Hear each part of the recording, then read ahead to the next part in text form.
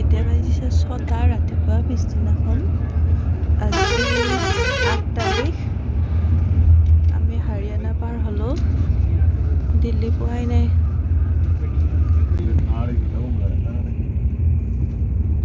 पापा भी इतने करता उधर मेरा कोई लोड दे तो पैसे ले ले कितना एक नहीं हुआ ये सामान इन्होंने जो सवारी बकरी बकरी हो गई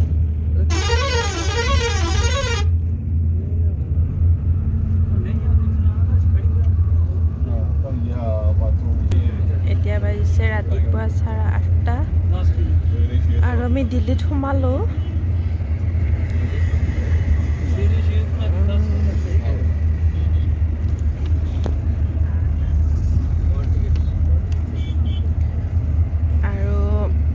ইয়াতে হাইয়েষ্ট 10 লেন দেখিছোঁ আৰু হয়তো আগতে 4 লেন 6 লেনলৈকে পাইছোঁ 10 লেন ইয়াতে প্ৰথম দেখা পাইছোঁ ইমান বহলকৈ বনাইছে তাতো অভাৰব্ৰিজ এইবিলাক সম্পূৰ্ণ আধুনিক পদ্ধতিৰে বনাইছে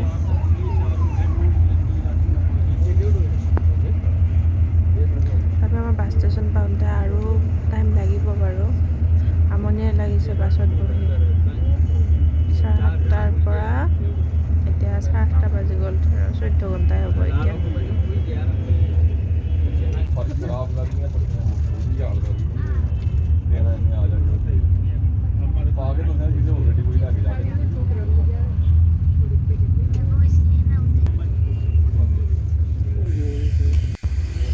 আৰু দিল্লীৰ ট্ৰেফিক জাম সকলোৱে জানে কিমান অস্বস্তিকৰ আমি দিল্লী লাষ্ট ষ্টপেজত নামিলোঁ বাছৰ পৰা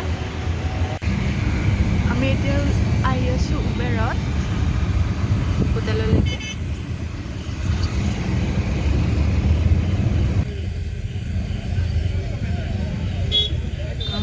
আমি জানো ফেঞ্চি বজাৰতে সোমাইছোঁ এনেকুৱা লাগিছে প্ৰায় 10:30মান বজাত আমি হোটেল পালোঁ আহি আগতে বুক কৰি থোৱা আছিল কিন্তু গোটেইখিনি ফেচিলিটি আছে কিন্তু আমি মানালীত যিখিনি মানে ভাল পাইছিলোঁ যিমানখিনি ৰুমটো ডাঙৰ আহল বহল আৰু বেছি ভাল লাগিছিল বাৰু তথাপিও দিল্লীত যিহেতু বেছি গৰম আছিল গতিকে AC ফেন এইখিনি গোটেইখিনিয়ে আছে আমি ইয়াতে অকণমান ৰেষ্ট কৰিলোঁ কৰি খাই বৈ অকণমান ওলাই যাম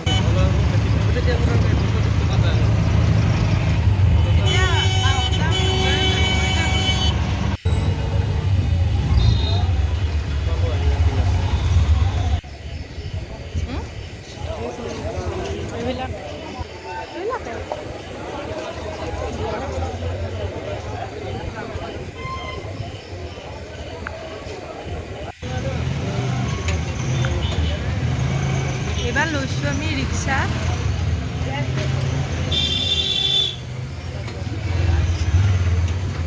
বহুত গৰম দিল্লীত প্ৰায় 40 ডিগ্ৰী চেলচিয়াছ মান হ'ব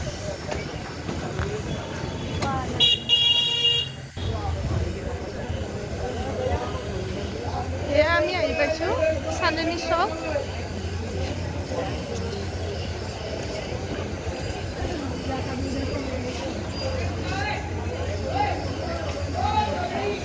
বহুত ধুনীয়া ধুনীয়া লেহেংগা জুৱেলাৰী বহুত ধুনীয়া ধুনীয়া কালেকশ্যন আছে দামবিলাকো বহুত ধুনীয়া ধুনীয়া বাৰু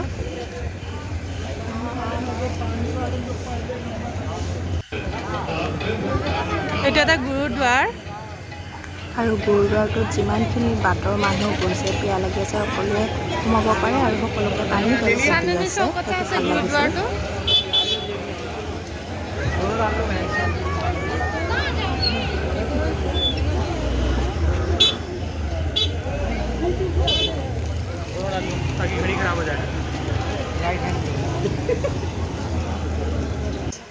ইয়াৰ পিছত আমি মাৰ্কেটত সোমালোঁ অকণমান এখন শাৰী দোকানত সোমালোঁ সকলো ধৰণৰ varieties chiffon silk georgette organza গোটেইবিলাক শাৰীয়ে পোৱা যায় আৰু ভাল লাগিল কথা পাতি কেইখনমান শাৰী কিনি ল'লোঁ মই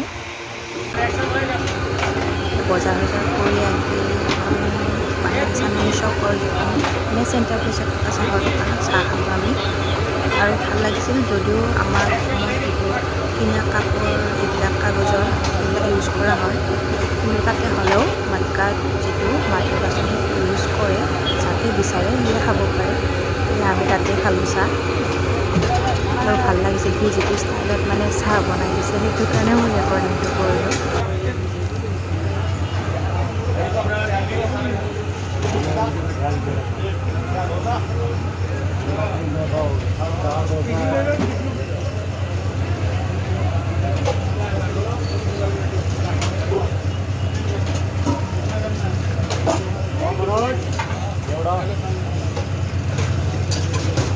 এয়া হৈছে মুগৰ দালিৰ লাড়ু আৰু লগতে মটকা চাহ।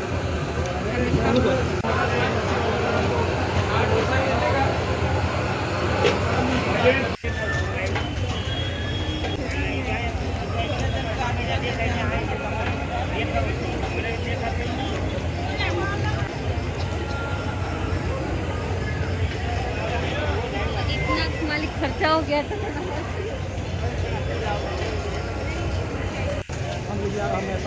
কালি আমি যদিও দিল্লীৰ যিবিলাক চাইট চিং কৰিম, মানে ওচৰে পাজৰে যিখিনি বস্তু আছে সেইখিনি চাম, কিন্তু হ'লেও আজি যিহেতু ফুৰিব আহিছোঁ চান্দনী চৌকৰ ফালে, সেয়া লালকিল্লা দেখাই পাইছোঁ, আপোনালোকে দেখা পাইছে চাগে এইবিলাক মন্দিৰ। এইটো হৈছে শিৱালয় গৌৰী শংকৰ মন্দিৰ, আৰু এইটো হৈছে দিগম্বৰ মন্দিৰ জৈনসকলৰ চাগে। জৈন আৰু সেইটো লালকিল্লা। কালি বাৰু ভিতৰত সোমাম আপোনালোকক ভালদৰে দেখুৱাম। চৰি, কালি নহয়, পৰহিলৈকে ভিতৰত সোমাম, গোটেই ভিতৰত দেখুৱাব পাৰিম বাৰু।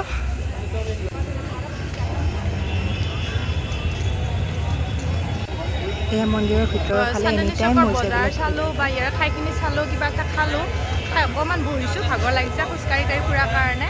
আৰু এতিয়া বেলেগত নাযাওঁ বাৰু, যাম বুলি ভাবিছিলোঁ সৰোজিনী নগৰলৈকে। আজিৰ পৰা 1-2 বছৰ আগতে তাতে ভাল মাৰ্কেট আছিল, সৰোজিনী মাৰ্কেট, কিন্তু মোৰ মাহঁত আহিছিল 2 বছৰমান আগত, তেওঁলোকে কৈছিল চাই যাবলৈ, কিন্তু এতিয়া 3 মাহমান আগত সেয়া গোটেই উঠাই দিছে কিবা কিবি বিভিন্ন ধৰণৰ বিশৃংখলতাৰ কাৰণে। ইয়াতে সোধাৰ কাৰণে তেওঁলোকে ক'লে যে এইটো উঠাই দিছে সৰোজিনী মাৰ্কেট আৰু এতিয়া নাই, সেইকাৰণে আৰু এতিয়া তাতে নাযাওঁ। কালি পৰহি ভালদৰে দিল্লী ফুৰিম বাৰু, বাকী গোটেইখিনি ভিতৰত সোমাই মোৰ পিছফালে যি আছে লালকিল্লা এইবিলাক ভিতৰত সোমাম বাৰু, তেতিয়া আপোনালোকক দেখুৱাম। কিন্তু আজি আমি এনেই অকণমান বজাৰতে ফুৰিলোঁ, ইয়াৰ পিছত আমি হোটেললৈকে যাম, তাৰপিছত আজি ৰেষ্ট কৰিম, কাইলৈৰ পৰা আকৌ ফুৰিম। ইয়াৰ শেষত দিল্লীৰ হালধীয়া সেউজীয়া অটোত উঠি আমি হোটেললৈকে ৰাওনা হ'লোঁ।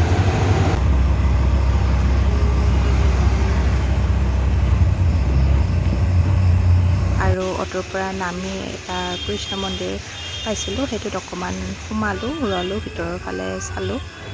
আৰু ভিডিঅ'টি যদি ভাল লাগিল মোক মত দিবলৈ নাপাহৰিব, আৰু লগ পাম পিছৰ ভিডিঅ'টিত। তাৰ কাৰণে ধন্যবাদ।